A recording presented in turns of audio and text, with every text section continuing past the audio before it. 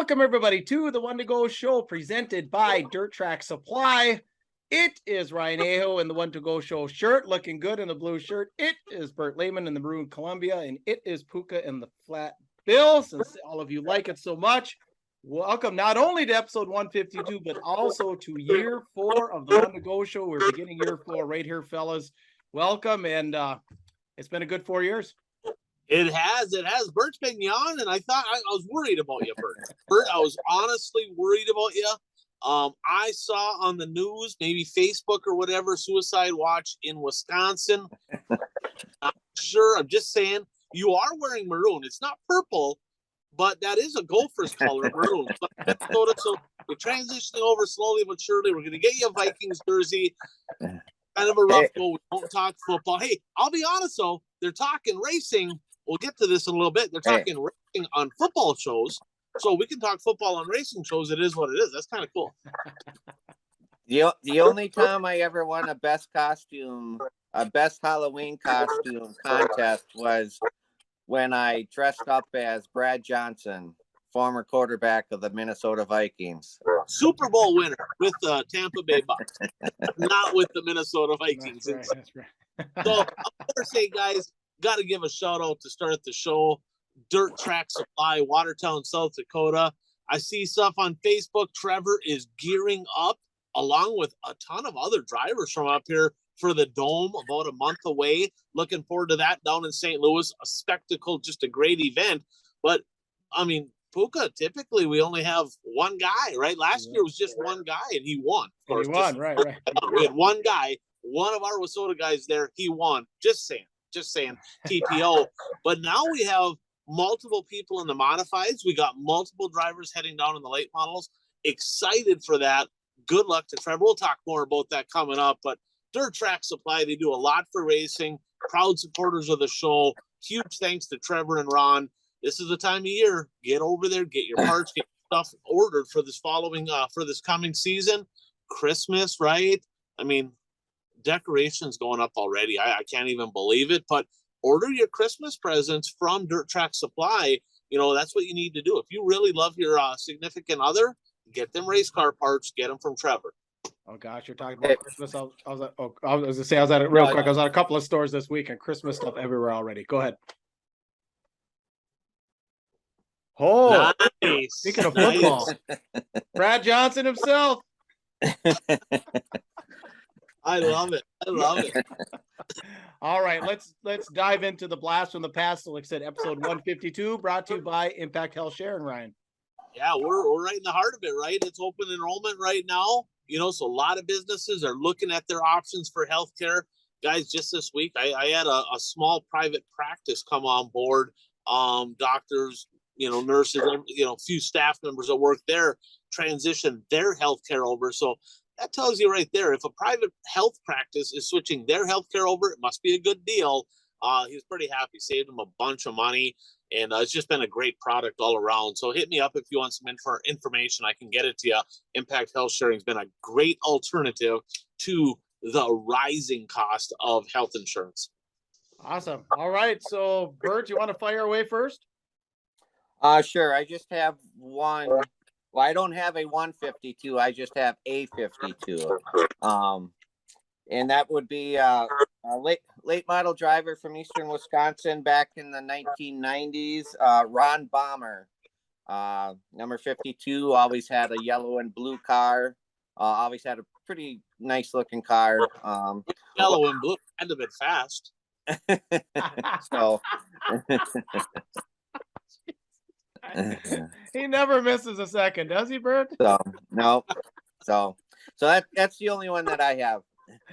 Nice. Puka, before you get into yours, okay, because you might, I'm sure we kind of from the same area. Right. I got trivia for you guys. All right, yeah, let's do the trivia first. 1982, third annual Gopher 50 winner down at Owatonna. Kasiski. Which one?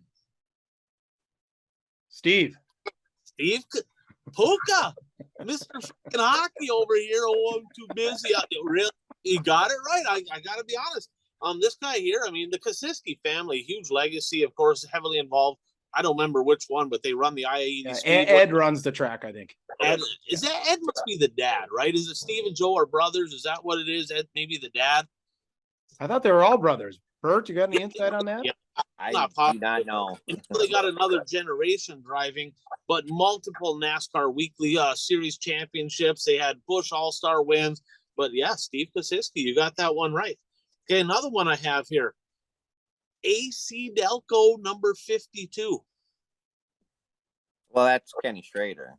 That's Kenny Schrader. I got that one. I got that one. And our late model expert, Jeff, sent that picture over. So thanks, Jeff, for that. Good job, Bert, on that one. Right here. Multiple track champions at the multiple track championships in the late model division at the Viking Speedway in Alexandria. 2001 made the transition over to ARCA. Short stint there, and family still heavily involved, right? His dad, Dave, owns a tranny shop, sponsors Bitson's down there. Mom still works at the racetrack, still got cousins that race. Who do you got? I don't know how to pronounce his last name. Is Jason Tennis? Jason Tennis is a mod driver that came out of retirement. The Rocket, Rick Tennis. Oh, so Rick. Yep, he was number 52, and I feel like maybe he had 90 for a little while too, but 52 he ran. That's probably where JT got it. But I read a little article, actually got this from my buddy, the D1, Dustin Dowdy, who didn't race this year. I don't know what the hell the deal is there. Nobody likes a quitter. I'm just saying, okay? But Rick Tennis, the tennis name at the Viking Speedway is very strong right over there. A lot of culture, a lot of history there. But I remember Rick Tennis in the late model. Late model, Thunder Bay made the trip down, raced a lot over at the Cedar Lake Speedway. Yes, I was thinking that was 51 last week and Joel Kreidman, 52 this week. Robbie Halstead, you got it right. Yeah. Now, another one here I'm looking at. Okay, now you might have this one. Usually, I remember this guy having my favorite number. Yes. I remember that too. Yes. Both of his sons were very, very good race car drivers. Who do you got? Yeah, where are they? Steve Fagers. Steve Fagers had a 52. Of course, he was 71. That was the Fagers number. He was, and I don't know what happened there. I think Jerry Leggett was driving the 71. Lance in it for a while. Next thing you know, Steve Fagers over in the 52. Steve Fagers was a good racer. Bert, did you ever have a chance over your years to see Steve Fagers behind the wheel? I think I've seen him race. I mean, not a lot, but I think I've seen him. Yeah, he was good, but I tell you what, Justin and Marshall Fagers, both of them are his sons, phenomenal race car drivers. Neither one of them do it anymore, which is too bad because both of them were really good, but they probably have commas in their checking accounts now, which is always good. I get it, but we miss having the Fagers out there, right? I mean, totally. Lou Fagers Racing Equipment around forever. That place shut down. It's sold and then it shut down. That's basically done. So Lou Fagers, of course, passed away years ago. He started that. Mike and Barbara and Sarah ran Fagers Racing Equipment. Brian Fagers raced. Then you had Steve Fagers, Marshall, Justin. And the Fagers are just no longer really affiliated with dirt track racing. It's kind of, it's a little bit sad. That's interesting. Yeah, right. That's an iconic name, and especially in Minnesota, just around racing, and even Eastern Wisconsin a little bit, or Western Wisconsin a little bit. And yeah, you're right. No one's carrying on the legacy, huh? No, it doesn't look like that. Maybe in the future, Marshall, Justin, get out there, have some kids, have some boys, whatever. It could even be girls nowadays, right? We need to have another generation of racers. Get to work, guys. So we'll see what happens. Now, I got another one. You probably don't know this guy, but Jim Miller run a modified. He was up from Thunder Bay. Got a funny story from my buddy Lauren Inman. He actually sold his car to his dad, Terry Inman, and they made the transition over to the open transmissions, the Birch. Terry had no clue, right, how to shift it. So he went out at the Northern Nationals his first night out with it, hot lapped with all the classes so he could get the transmission down. You don't really see that very often. Heck, you don't even see hot laps anymore. But T-Man out there race or hot lapping just to get the feel of it. Normally he was a 45, of course, but he had a 52 on his car because he bought this one from Jim Miller. Gary Wurscala, we talk about the Mississippi Thunder Speedway. The place is awesome. Used to be a tri-oval, right? And Gary Wurscala, a guy from down Winona area, ran a super stock, was really good. Ran over at Fountain City, ran at Deer Creek. I think he ran a little bit at Casson, a guy that I made a few laps against back in the day. And then Pete Corleo. I don't know this guy. I remember the name, but my pit guy, my right-hand man, right? Jim McClellan, Chonga, he won a couple championships in a pure stock, sold his car when he retired racing to Jim Corleo. So I thought that was kind of neat. So lots of 52s. Fans, do us a favor. I love this part. This is one of my favorite parts of the show. Post in the comments pictures or stories of your favorite 52s, and maybe send us some notes. Hey, who do you got for 53? I got a couple in mind, but I just love bringing back this history and just thinking about that Fager's name. I mean, that was a name right there that they were on racing a long time. I mean, Fager's race cars was a big deal for a long time and just no longer affiliated with racing. Kind of sad. Yeah, and Marshall raced last year, correct? He might have had a show or two in last year, for sure the year before. Yeah. His last few years, it was a handful of shows is about it. I think he's working over at QA1 still. So he's involved with the sport, right? But no longer turning laps in a fat tire car. So see what the future brings. Yeah, and in about 4 or 5 years since Justin's raced? Yeah, no, I might have been longer than that. Longer than that. Okay. Yeah. Oh, geez, yeah. All right, boys, it's time for you guys to get back in the saddle. All right, we're going to move on, dig into our top 5 moments of the week, brought to you by Brad Parson, Ag Solutions, and Agzyme.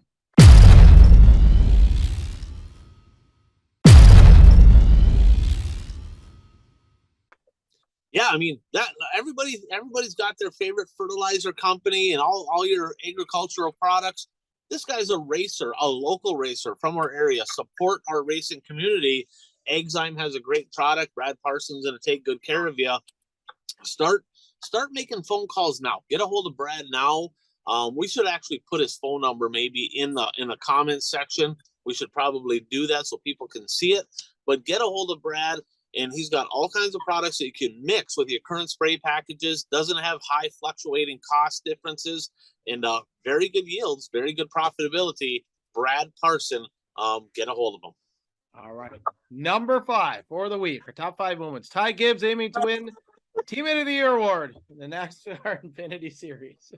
Now, Bert, I'm not going to even ask you, Puka, okay? But I'll ask Bert. Bert, did you watch the Xfinity race? I did not watch. I watched the last couple laps, but I saw the incident.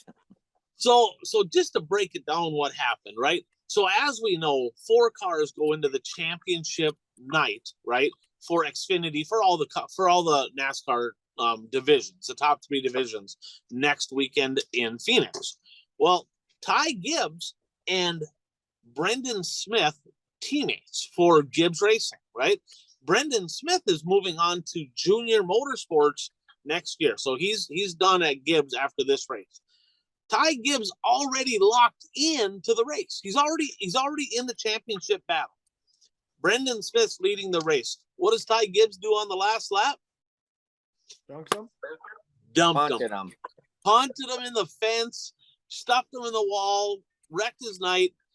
Literally took a teammate out of the championship, because with that win, that would have put him into the championship race for next week. Screwed over his own teammate. What a dumbass. Donkey award to Ty Gibbs. I got to be honest. Complete jackass, but it could get interesting next week, right? Because I'll be honest with you. If I'm Brendan Smith, are you gonna remember that? Be like, screw that. That guy ain't winning. That ain't gonna happen. That might come back to haunt him. It'll be interesting to watch that one for sure. Any interviews from the team owner over the weekend? Who's the team owner? Do you guys know? Gibbs. Oh, that's his kid? Yeah, no, that's his grandson. Or grandson. Grandkid. Yeah, he's been a little feisty. He's not afraid to ruffle a few feathers.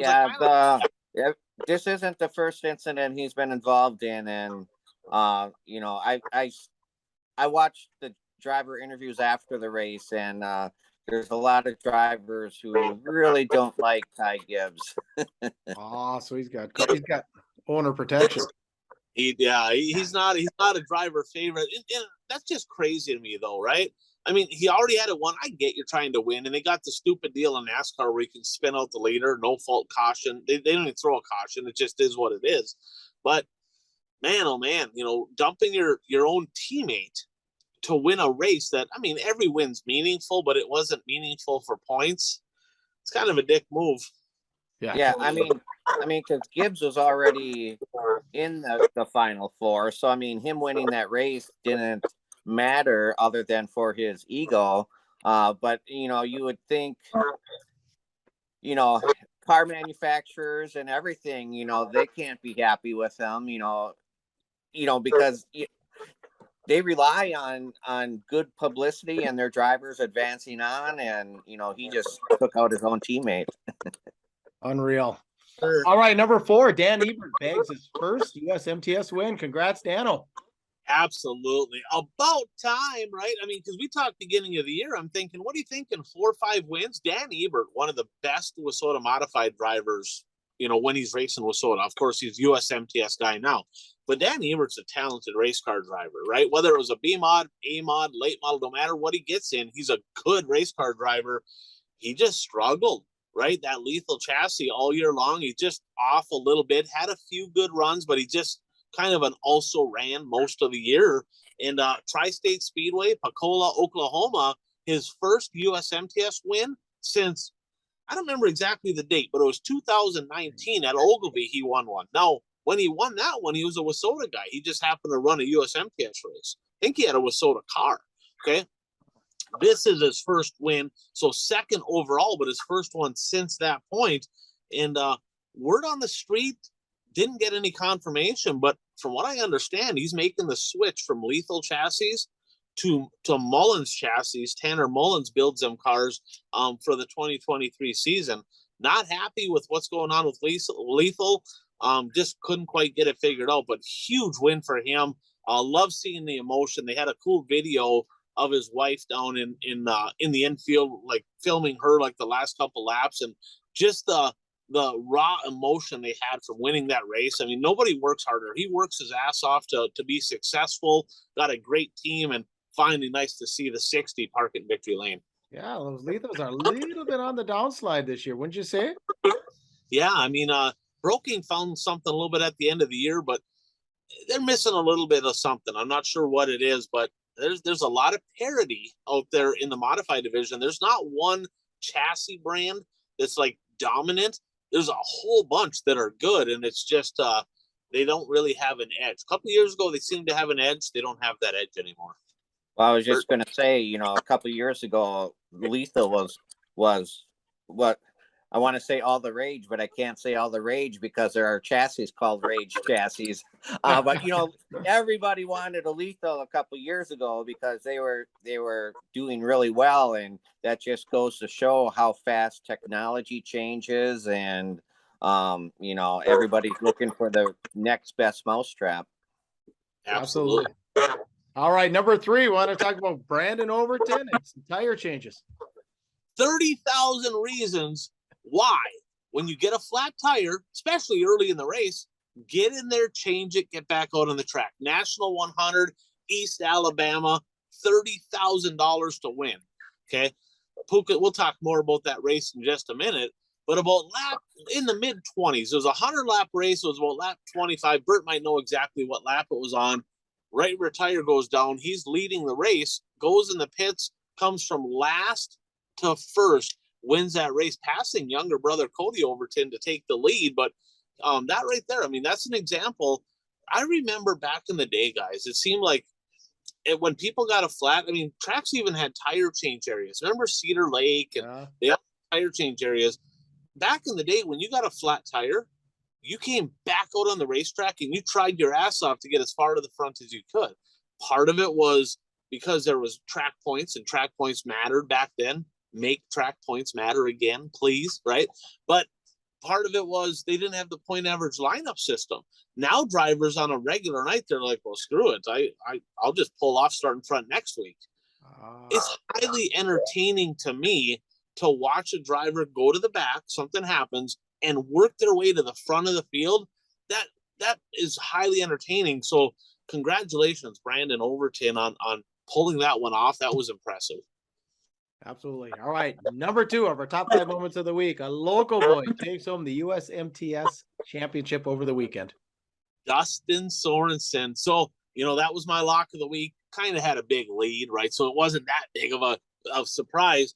But a third-generation driver, Dustin Sorensen, took his MB Customs and had championship weekend for the USMTS, $100,000 payday, USMTS champion for the 2022 season. Kind of led start to finish. I don't know if he led after the first night, but after the first weekend, I believe he had the lead. And I think he led all the way, bookended that deal all the way to the end. Super consistent season. I don't know Dustin. Seems like he's a pretty humble kid. Third generation guy. I did make some laps against his dad, Mike Sorensen, back in the day. His grandpa, Dick Sorensen, I guess he was very successful as well. But super cool. I got to be honest, seeing that US MTS championship come to Bert's favorite state, the great state of Minnesota. And I did get a chance to interview Dustin Sorensen a few years ago. I had a story about him in one of the national racing magazines that I freelanced for. And yeah, he's a down-to-earth kid, and well, not a kid, but a down-to-earth driver. And, I had a really good interview with him back then. And, he's very talkative and, sometimes when you interview drivers, you got to kind of pull the words out of their mouths, but not with him. I mean, he was easy to talk to, and he gave me some great stories when I did interview him. All right. Well, congratulations, Dustin. That's awesome. All right. Our number 1 moment of the week. It's been the number 1 moment everybody's talking about. If you're into racing at all, you've seen or heard about it. Ryan, take it away. This was probably the number 1 moment in sports. And I'm going to argue that I can't think of, and we'll talk a little bit about this, I can't think of a bigger moment in sports history of any kind, especially racing, right? So unless you live under a rock, okay, I'll talk about what happened. So the final lap of the Cup race this past weekend, right, at Martinsville, the championship on the line. Remember, the top 4 points go to the championship this weekend. They're in the hunt for the championship at the end of the chase at Phoenix. So Hamlin was in the driver's seat. He was running 5th at the time, and Ross Chastain was 10th place, I believe, at the time, and not even close to 9th. What would you say, Bert? What was he? 5 car lengths behind 9th when he took the white flag? I mean, he was kind of a no. Yeah. They're like even close to anybody to pass anybody. They're talking. It's over, right? So he goes down the back straightaway, shifts it into high, puts it up against the wall. People said that he let go of the steering wheel. I'm not really sure. Maybe they have it on camera. In his interview, he said he let go of the steering wheel, but I have a hard time believing that. You would think you'd need to hang on. I don't know. I've never tried that move. No, in-car camera on there, but needless to say, guys, Martinsville, half-mile track. They got to whoa up in the corners. He put it to the wood. He literally never lifted, drove around the high side of 3 and 4. It looked like a video game. I thought it was fake. I thought it was photoshopped. He went from 10th to 5th, passing Denny Hamlin, locking himself into the championship round for the biggest, in stock car racing, the biggest series in stock car racing, right? The NASCAR Cup Series. Unbelievable. Knocking out his bitter rival. I mean, these two had problems all year. Knocked Hamlin right out of the chase. We'll talk about that. But I've never seen anything like this ever in my entire life. Now, I have some questions for you guys, okay? Well, and I have some comments. Ask your questions, and if we don't cover them in your questions, I have some comments. So up until this point, up until this moment, this race, right? I want you to tell me from your memory bank, both of you guys, what would you consider your most meaningful, like spectacular, moment in all of racing, whether it's Cup, dirt, local, I don't care. In your mind, what was the most spectacular thing you had seen to that point in all of racing? There's probably two that come to mind. When Dale Earnhardt went from like 17th to first at Talladega in one lap. Yeah. And then the other one would be the year that Earnhardt Sr. Died at Daytona. The summer race in Daytona, Earnhardt Jr. won that race. Yeah, that was a big moment for sure. Well, NASCAR, thinking of NASCAR, Earnhardt passing on the grass that one year. I can't remember. I think that was the 500, or was that Talladega? I can't remember, but he dove down past. No, that was the Winston, wasn't it? Okay, yeah, I can't remember, but anyway, passing on the grass, and even that Auckland win, that's been legendary in Hibbing, Ryan, when in 1992 there, when he was so deep and they had just put a little bit of water on the very top of the track, and he found it and just walked around everyone. How about you? A couple stick out to me. I mean, Dale Earnhardt winning the Daytona 500 was a big, to me, that was a big moment, right?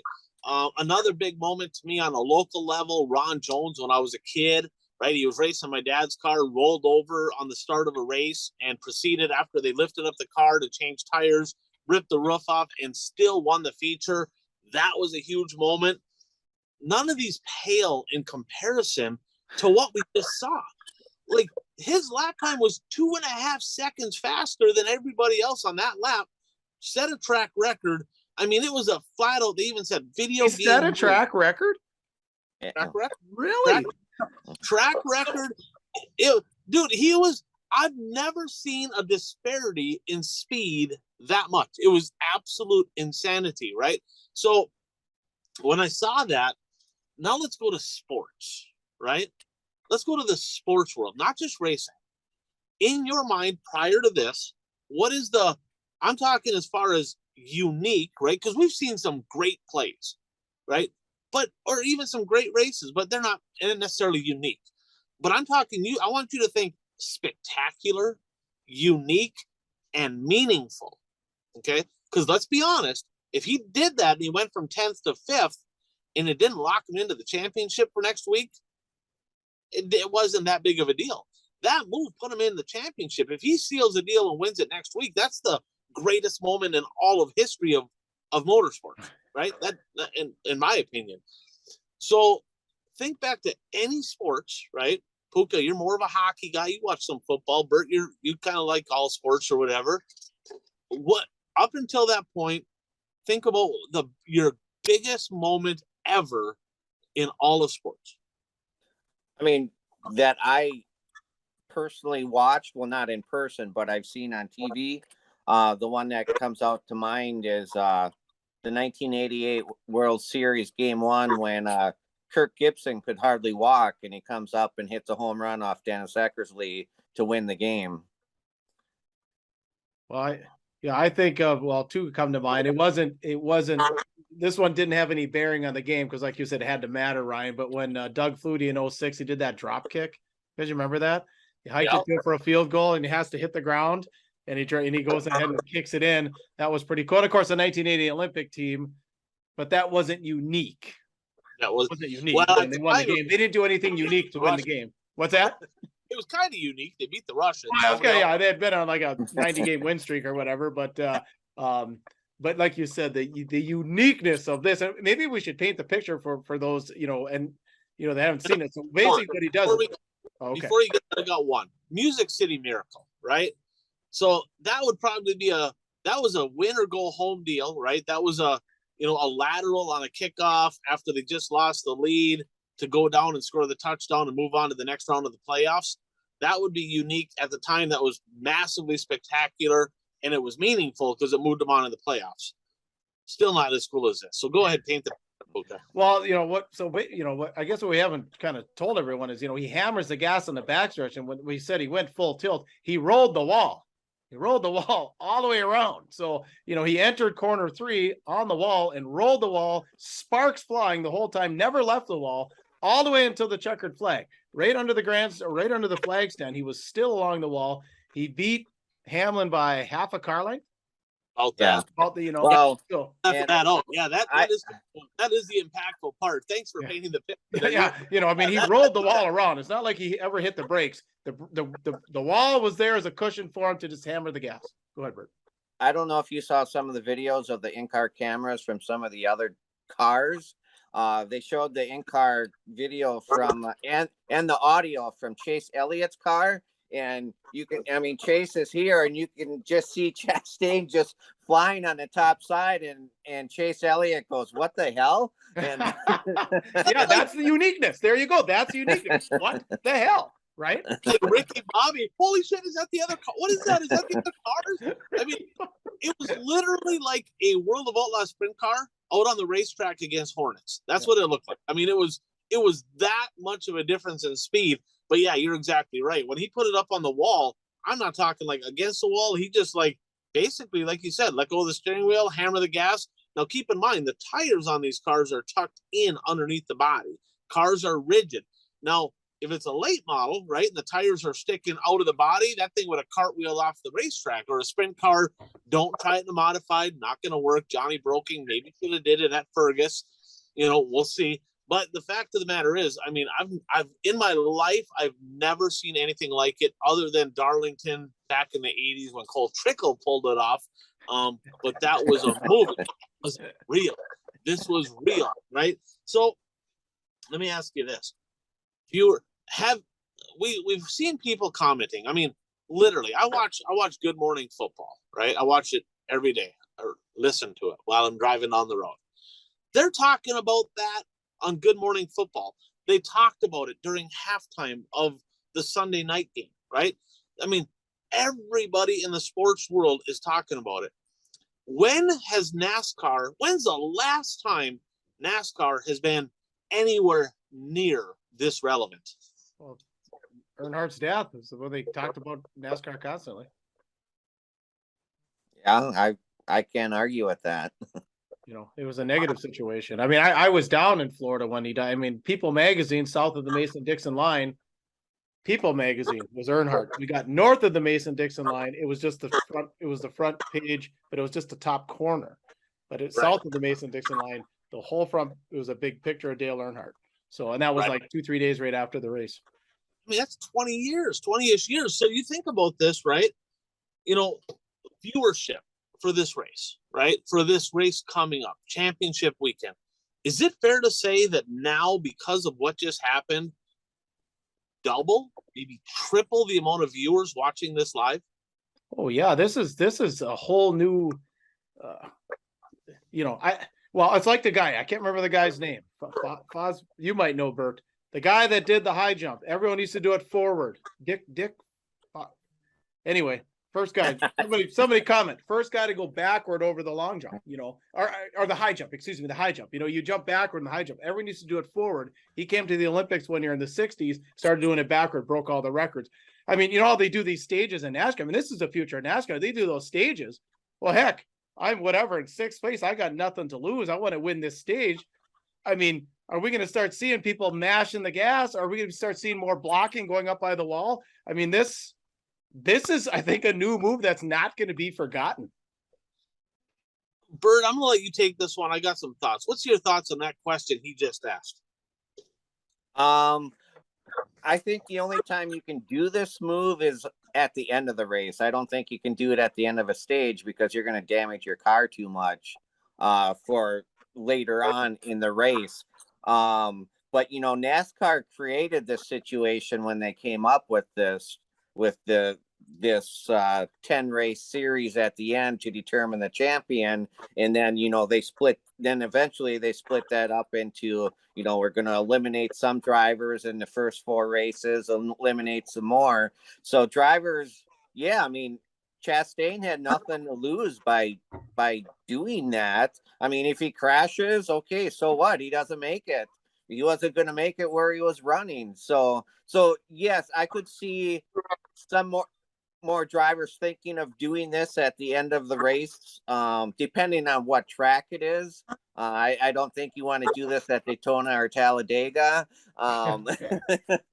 But some some of these smaller tracks, you probably can try to do that. The last driver to try this, according to the stories I read, was Kyle Larson last year at Darlington. Apparently, he tried to ride the wall, and I don't know if you plan on touching on Kyle Larson's comments. I'm a little disappointed with his comments because he said that the move that Chastain made is an embarrassment to racing, and I totally disagree with that. I'd rather see what Chastain did than see a driver punt the leader on the last lap in front of the entire field. What's exciting? Well, I mean, I understand what's exciting about punting a driver, but this was something that was exciting, and it didn't harm any other drivers. It didn't crash any other drivers out. And then Joey Logano made the comment too that, I don't know if he said the move should be outlawed, but he disagreed with what Chastain did because it could bring up safety issues. Well, how is punting a driver in front of the entire field not creating safety issues? And Joey Logano has done that more than once in his racing career. That is well said, Bert. You're spot on. I mean, that's a fact. I mean, is it the most safe? Racing in general ain't safe, but that's the draw, right? Fans want to see spectacular moments. I'm not a big fan of dumping somebody for the win. I believe that person should get DQ'd and whatever. But if they're going to let that go, they have to let this go. You guys both mentioned, well, you might see this at the end of races. This is a totally different deal, right? I mean, a race in June, July, August, in the middle of the year at, whatever track. Yeah, I mean, a win is a win, but this because a win qualifies you automatically. So a win is big. It doesn't qualify you for the final round, though. No, but at least it gets into the chase. You to be in the playoffs. So qualifying you to get in the playoffs is totally different than being in the final four on the final race of the year. Totally different deal. Time will tell. Maybe some people will do it. I mean, maybe, but I think this situation is so unique because this put him in position to race for an overall championship, right? Any of those other things will just put you in the playoffs. That ain't a big. That's kind of a big deal, but it's not a big deal. Especially any win all year long. It's like, okay, well, I didn't win at this race. I have however many more races to try to win. This was win or make this move, or your chance of championship is over, right? It's like winning game 7 of the of the divisional finals to get into the final game. It's just super unique. I'll be honest. I mean, I didn't watch much NASCAR this year. I just didn't. I haven't for quite a while. I watched a little bit, and I actually do enjoy them bringing in a lot of the old NASCAR guys that we used to watch doing the commentating. To me, that's highly entertaining. I like that. Kudos to NASCAR on that. Like, I enjoy listening to the drivers that we used to watch. But I didn't even know who Ross Chastain was. I couldn't tell you his sponsor. I for sure couldn't tell you his number. I had no clue. I think, did he win? He won the 500, right? Daytona 500? I couldn't even tell you. Isn't that a deal? Yes, I'm not positive on that, but I think. That's my point. Daytona 500, us three dirt heads here are sitting there going, I think, maybe, I'm not really sure. Everybody knows that name now, right? And I'm talking about people that aren't even race fans. This is probably the best thing he ever did for his career, right? They're talking about, let's face it, this guy, if you want an intimidator style driving style, this is him. Like, he didn't make friends during the year, right? And like him and Denny Hamlin, Jeff sent me some videos. Him and Hamlin, they got after each other quite a bit. There was even a time where he dumped Hamlin into the fence. Hamlin got in front of him after the altercation and was literally going so slow and blocking him that, like, he was one lap away from not maintaining, like, the right speed to be on the racetrack. They were going to black flag him. Like, I think they got called into the NASCAR trailer, kind of like the Thunder. Like, I'm going to sit you two monkeys down as you so much as touch right? Yeah. Take apart the both of you, right? I mean, it is crazy. Like this guy here, he's not afraid to get after it. This move right here shows it that he wants to win. He reminds me, and I'm not comparing. That's not happening. I'm not comparing him to Dale Earnhardt, but his hunger, his want to, his get after it. Nobody else in the history of racing would have pulled that move off. That was incredible, and people know that name now. What a marketing opportunity. Do you think this will get him a big sponsor of some kind moving forward? Well, it certainly won't hurt the chances of getting a big sponsor. Well, and especially if he comes out next week and wins the championship. Well, my final comments. I'm going to comment on the sponsorship, but I just so we got to get moving on. But like you said, Ryan, you were talking about like the action and then the hunger. That's what I'm saying is, some of these Denny Hamlin doesn't need to do it. Logano doesn't need it, but I don't even know enough guys to even know NASCAR anymore. But some mid-pack guy, all of a sudden he's running sixth place. It's the last lap at Bristol, and he thinks he can. Well, it's dirt now, but say it's the asphalt. But why not go for it? Win that race, and he automatically qualifies for the for the chase. And then just NASCAR in a sense. Finally, the chase has been going on since about 03, 04. I shouldn't say finally because I don't follow enough, but in this case, did succeed in adding some excitement. The whole deal with the chase was to add excitement, like I said, narrow the field, get some excitement, go for the win. Because I think the whole chase concept came up when Matt Kenseth won the championship, and then he hadn't won a race, right? That year he didn't win a race, maybe one, yeah. And so that whole concept, where actually, like I said, everybody's talking about it. It was a very exciting race, and I think some of that momentum is going to carry into next week as far as viewership. Yeah, I agree totally. I'm excited for it. Let's move on to the next segment here. All right, which is going to be a quick recap of the other, events of the weekend. We're going to talk a little bit right now because that segment's sponsored by buyraceshirts.com. So this is where you go. Like Ryan mentioned earlier, Christmas is coming. You want to get some merch for your fans, sweatshirts, caps, tees, all that good stuff. buyraceshirts.com.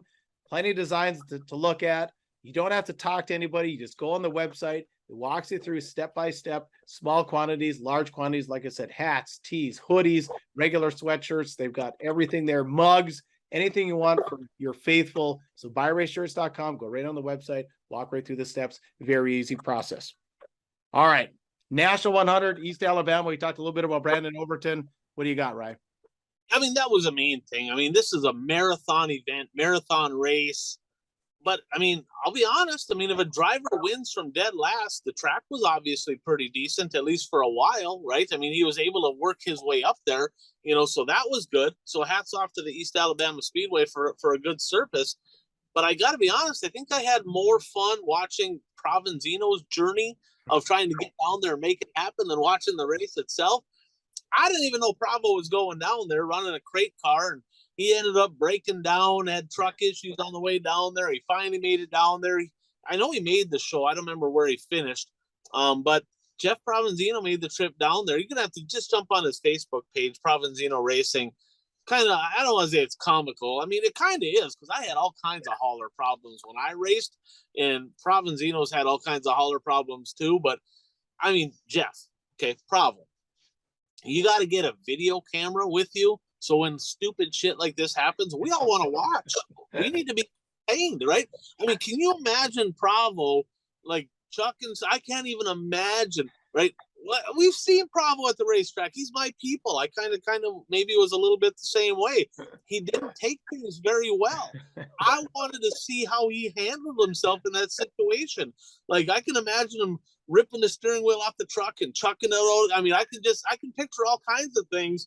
So if you were with Bravo on that trip, fill us in. We want to know how he handled that deal, because I can't imagine it was very well. Yeah, please comment. And also comment on the Chastain. We didn't talk about our top 5 moments. Any of the top 5 moments, please comment on that. But the Chastain deal was really good. Please enter your comments. Bert, anything on East Alabama from you? I just wanted to add, I mean, that was a 100-lap feature. He got the flat tire about with 75 laps to go roughly.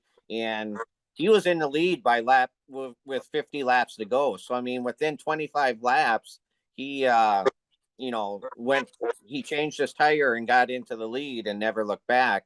That race was probably at least 25 laps too long, if not 50 laps too long. The track was very racy early in the race, but then at the last 25 to 50 laps, there wasn't a whole lot of action. But yeah, I mean, when you get a flat, especially that early in a 100 lap race, definitely change it. And it probably gave him an advantage later on because because it was his right rear. So gave him a better tire later in the race. All right. Bluegrass Nationals at Richmond. Yeah, I watched a little bit of it. Nothing totally spectacular. They had night 1 and night 2.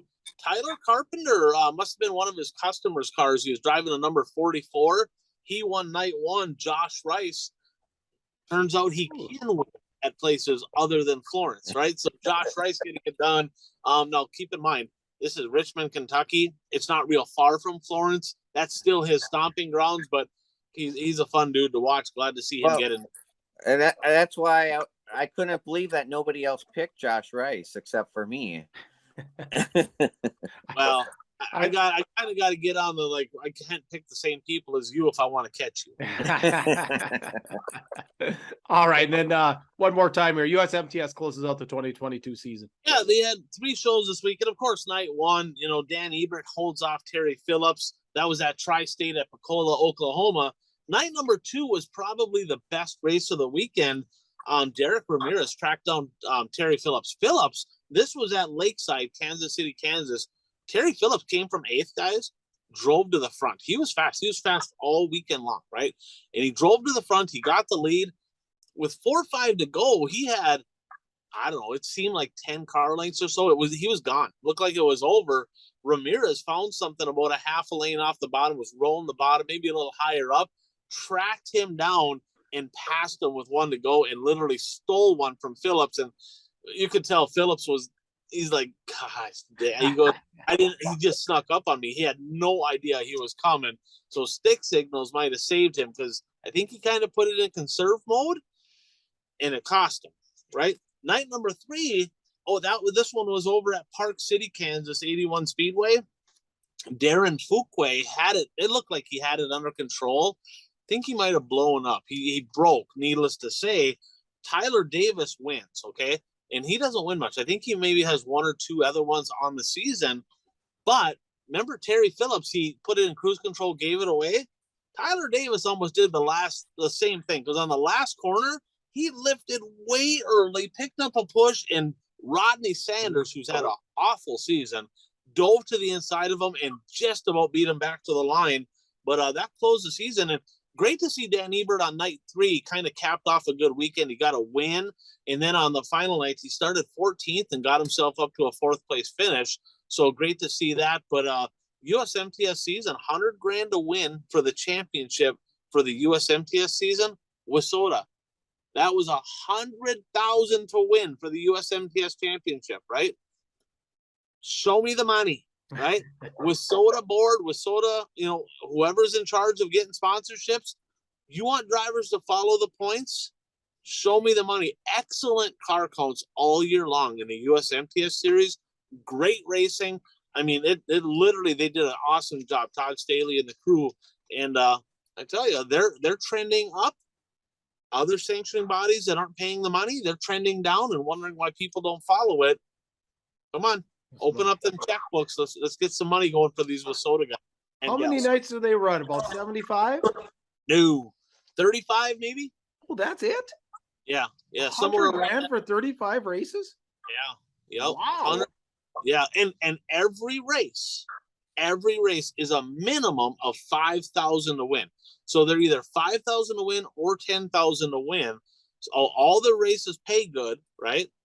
And it's 100,000 to win the points. It's unbelievable. And that right there is the difference between somebody that owns the series and a collective group of board members that don't get paid nothing. They're all a bunch of volunteers. This guy wants to make his series the best there is. And these ones are just trying to maintain what's going on. Totally different thing. And we're in that time of I guess that stage of life right now where Nobody's going to work for free. I think some other sanctioning bodies and stuff need to wake up. All right. Throw your comments in there. Bert, anything on that? No, I don't have anything else to add other than congratulations to Dustin Sorensen. All right. Let's move on to who's hot, who's not. Not a lot of racing going on, so a little thinner picking. But Bert, why don't we start with you? For who's hot, I'm going to go with Derek Ramirez, just from the fact that he's a name that you think of when you think of USMTS racing, but you really haven't heard his name much at all this year. And he had some really good finishes over this past weekend, so I'm going to give him a little bit of recognition here. All right. I'll give a little bit of love to Brandon Overton. Congratulations. Not a big surprise at back-to-back wins at the national, but yeah, so we'll go Brandon Overton. Easy pick. Ryan? Points battles coming up this weekend. That's what's hot. Points battles coming up this weekend. NASCAR, we'll start there. The trucks, Bert's going to talk more about this guy in just a minute. That's kind of a local guy, so to speak, right? But the Xfinity Series, Ty Gibbs, he's pissed some people off. That's going to be a contested deal coming down to the final night. Is somebody going to make sure he doesn't win in the Cup Championship, right? Is somebody going to wreck Ross Chastain? Well, Denny Hamlin, right, who basically said, he did say, I'm going to do whatever I can to make sure he doesn't win a championship. He said that during the year, right? So, because he knew he was locked in. There's no love loss there. There's other drivers that are on the hit list. That is a highly contested points battle in the World of Outlaw Sprint Cars, right? 16-point difference right now. David Gravel looking to track down Brad Sweet and steal the thunder from him. Championship points battles are red hot. Awesome. All right. Who's not, Bert? Like you said, there wasn't a whole lot of racing, so I have to go to the asphalt a little bit here. I'm going to go with Denny Hamlin. Denny Hamlin is in the championship battle every year, and every year something happens where he doesn't win a championship. And this year he didn't even make it to the final championship race because of the unbelievable move that Ross Chastain did. So I'm going with Denny Hamlin here. All right, I'm changing mine on the cuff here because you're going NASCAR. I'm going to go NASCAR too, and I'm going to go with Young Money in his comments. Remind me what his comments were. That was a dumb move. What did he say? Or it should be illegal? It was an embarrassment to racing. Okay, not at all embarrassment to racing. One of the most exciting things happening in NASCAR in 20 years. Ryan? It is the most exciting thing that happened in NASCAR in 20 years. And I'm going to go with any one of you listening or watching that thinks that was a BS move that Ross Chastain did. Y'all get a donkey award. Okay, that you're all not. NASCAR hasn't been relevant since Dale Earnhardt died. This put NASCAR on the world map, right? Yeah. Like literally, they're talking about this around the world because of one unique, spectacular move by Ross Chastain. If you think that was a bad deal, especially if you're one of those people that's like, well, I kind of like the no-fault caution rule. Well, you're an idiot to begin with, okay? It just is what it is, okay? But the fact of the matter is, if you think it's okay to dump somebody for a win, but you think this is not okay, not hot. You're in that whole group. That's a whole group of people. There's like 3 of you. That's all there is. All right. Time to move on to our locks of the week, brought to you by J. Schmidt Real Estate, Ryan. He's always our lock of the week, right? So J. Schmidt Real Estate, if you're in the Watertown, South Dakota area, anywhere in that region over there, if you need land, commercial, residential, any real estate transactions, over 20 years in business, great racing family, get a hold of J. Schmidt Real Estate by J. Schmidt. He'll take good care of you. Bert, you're up. My lock of the week is Down Goes Sweet. Down Goes Sweet. I had. All right. David Gravel will overtake Brad Sweet to win the championship. Well, I'm picking David Gravel to win at least 2 down in Charlotte myself at the World Finals. Ryan? Who's racing the Rocket 1 this week? Is it Huddy? Huddy. Hudson O'Neal is going to get his first win in the Rocket 1 ride this weekend down at Charlotte. All right, perfect. Well, if you disagree, fans, with anything we said here, or if we miss someone who's hot, please comment. We'd appreciate that. It's time for the last lap, brought to you by Zulie's Race Engines. Again, Ryan, racing was a little thin this weekend, so probably don't have a list of winners, but we've had plenty of winners all year long. Ryan has told you, check out the Facebook page. If you want to be a winner, call Frank. What else do you have to say about Zulie's Race Engines, Ryan? Yeah, if you can't beat them, join them, right? Get a hold of Frank and get a hold of them early, right? Don't be that guy that orders an engine, right? Like in March going, hey, I'm starting the beginning of April. I'm sorry, but when you build that good of an engine, you probably have a long customer list. Get a hold of them now if you want an engine, because if you want to be parking in Victory Lane and you want to be all over his Facebook page, that's probably going to help you. Ladies, get a hold of Frank, right? Get that. If you get a hold of him right now, can't promise you nothing. He might be able to get you an engine for a Christmas present if you get it right now. Still got a little time. He might put a bow on it too. That'll be a nice final touch. All right, let's start with Tri-City and the postponement. Man, guys, did you see that? That was insane. So here's what happened. Tri-City Speedway, Granite City, Illinois. Kevin and Tammy Gundaker's track down there in Illinois. They were scheduled to have the B-Mod Bash. Now they canceled it. Class move by the Gundaker family to say, you know what, we ain't racing this weekend, because I'll talk about what happened. They postponed that to this coming weekend at Granite City. So 74-year-old Bob Lindenman, somebody that's been working at the track, kind of the right-hand man to Gundaker, does a lot of track prep. He actually helped with track prep over at the Dome. Been around for a long time, and they speak very highly of him. Evidently what happened, I don't know all the details, I don't know if anybody does, but they, them big tractors that got the duals on the back and all that. Well, that he was driving that, working the track, got out of it, right? And, it was stopped. He got out of it. It was stopped. Somehow it popped into high gear, literally ran him right over. I mean, bad deal. So small brain bleed. He had a punctured lung, multiple spine fractures, compound leg fracture, tons of broken ribs. They said like almost all of them. Turns out they were going to have surgery, but then he had a hole in his aorta, so he had heart issues. So it's just a bad deal all around. So thoughts and prayers with him and his family. Everybody over at Granite City. Class move for them postponing the week. There's some things more important than racing. This is one of them, and hopefully he heals up. That's a 74 years old. At any age, you don't want that to happen, but you don't heal quite as quick at 74. Right. Hopes for a speedy recovery. All right. Pennsboro news. I'm excited about. What do you guys think, Bert? What's when you saw XR, right, which is Barry Braun XR Super Series, and he announced they're doing that. What does he call it? The racing revival. Race revival. Pennsboro, really? What's your thoughts? My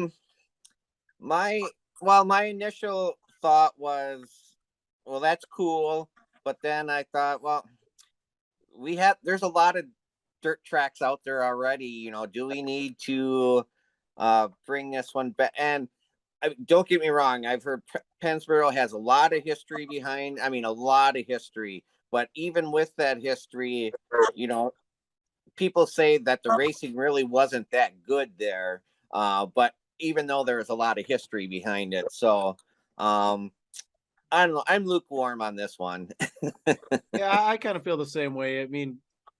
Pennsboro had its place in time.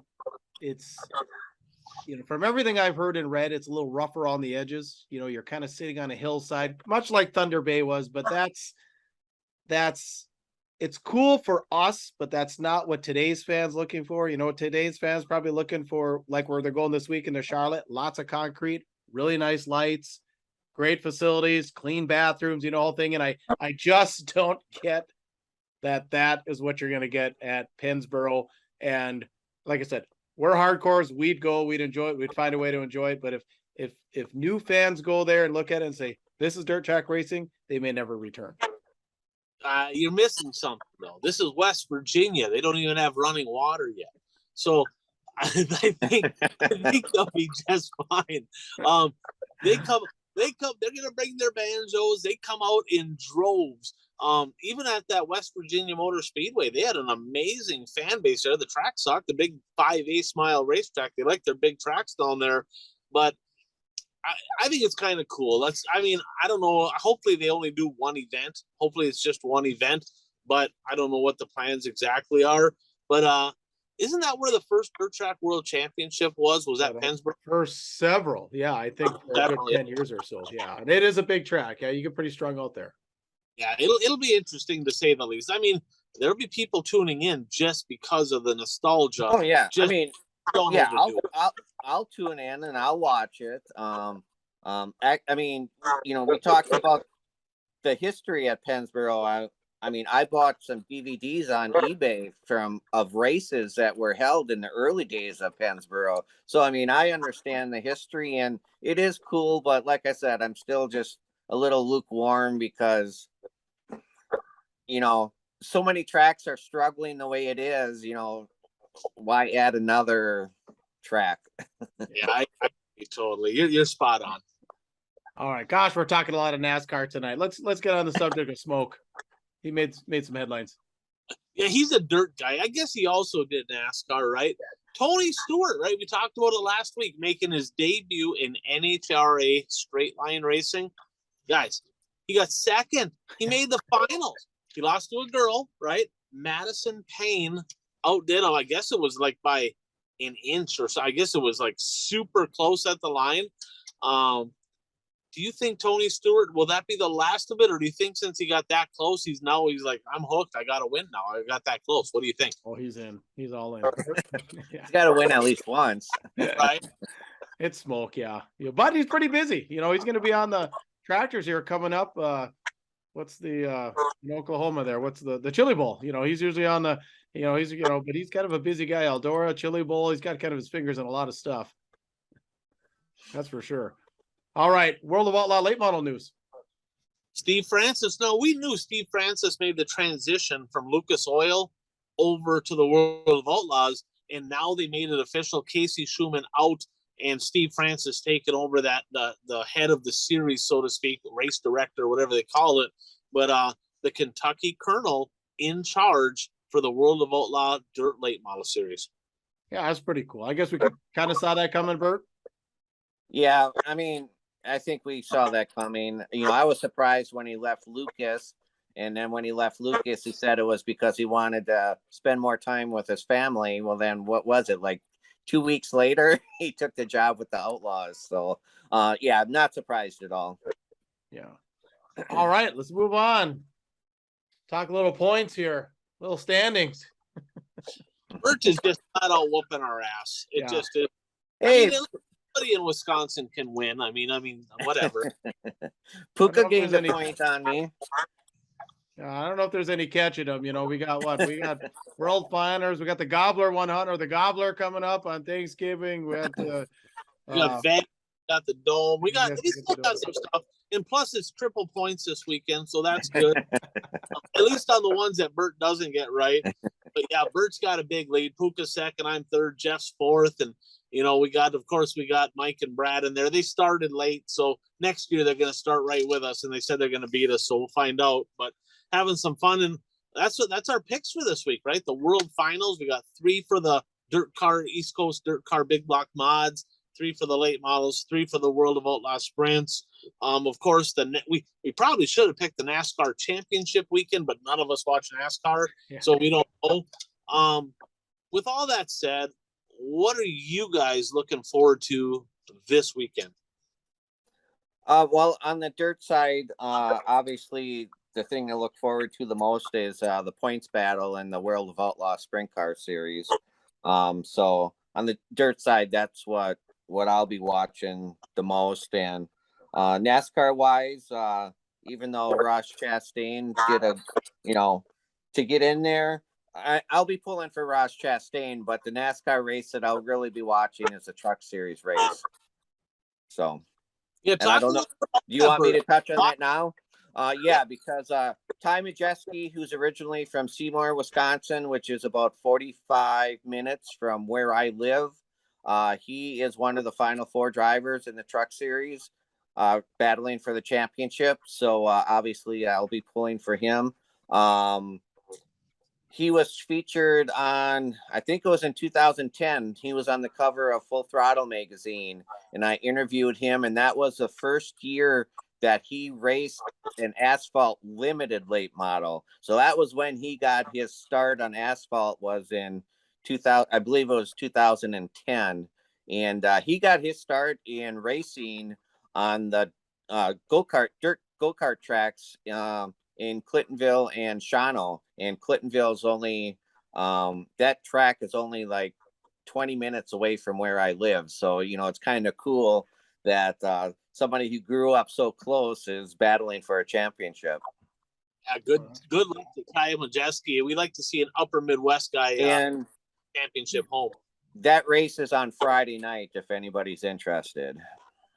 Absolutely. Puka, what are you looking forward to? Of course, the World Finals. Now, speaking of nights, we're recording Tuesday. I believe the late models are on at Charlotte tomorrow night, Wednesday. I think so. Right, yeah, because they're kind of staggering them. It's like Wednesday, Thursday, Saturday, or something. And they're kind of staggering things around. But I agree with Bert. I mean, the World Finals, this was kind of the deal, was to kind of, have that last premier event at a premier facility, of course, in a great racing town like Charlotte, and that World of Outlaw Sprint Car Championship coming down to the wire. Now, remember, Brad Sweet traditionally has not run real well at Charlotte, but David Gravel has. So I think this one is really going to go down to the wire. And if David Gravel does claim the championship, it's just going to be cool to see another guy. We had the shots domination. I think Sweet's up for his fifth in a row, sneakily. Like, it doesn't seem like it's that many, but it's about his fourth or fifth in a row. So it would be pretty cool to see Gravel kind of beat Goliath. How about you, Ryan? Right, and he's sponsored by a Minnesota guy. Yeah, Minnesota guy's got his business in South Dakota, right? Yeah. So Houston Jackson Speedway, the primary sponsors on that car. That's what, as far as dirt, that's a couple things I'm looking forward to. Obviously, the World Finals, great event. I'm glad they extended it out a little bit, but I'm a points guy, so I want to see that points deal come down. That there's a little drama there. That's going to be fun. A lot of money on the line. $100,000 difference between first and second. 200,000 to 100,000. You might see some haymakers thrown for $100,000. I'll be honest. Modified guys, if you're a modified fan, right? Tune into Dirt Race Central. East Bay this weekend has the Ed Dixon Memorial Race, $9,700 to win. Open wheel modifieds, UMP style mods. I don't think it's sanctioned down there, but UMP style modifieds down there. Johnny Broking, tune in. I heard the rumor that Brokings are going to East Bay this winter. So tune in and see if you can learn a little something. Put that 45 in victory lane. Rumor has it there's been several Wissota guys that have won races down in East Bay. Put your name on that list. And then, of course, the championship battle in NASCAR. Excited about that, right? I mean, I quite honestly, up until that Ross Chastain move, I probably wouldn't have watched it. I might have watched the trucks because Bert mentioned Ty Majeski. I don't know if I would have watched the Cup stuff. I now want to see if he can seal the deal. If he wins it, right? Because all he's got to do is finish ahead of the other three guys. What is it? Logano, Christopher Bell, and Chase Elliott. He's got to finish ahead of those three drivers. Whichever driver finishes ahead, furthest forward out of them four is the champion.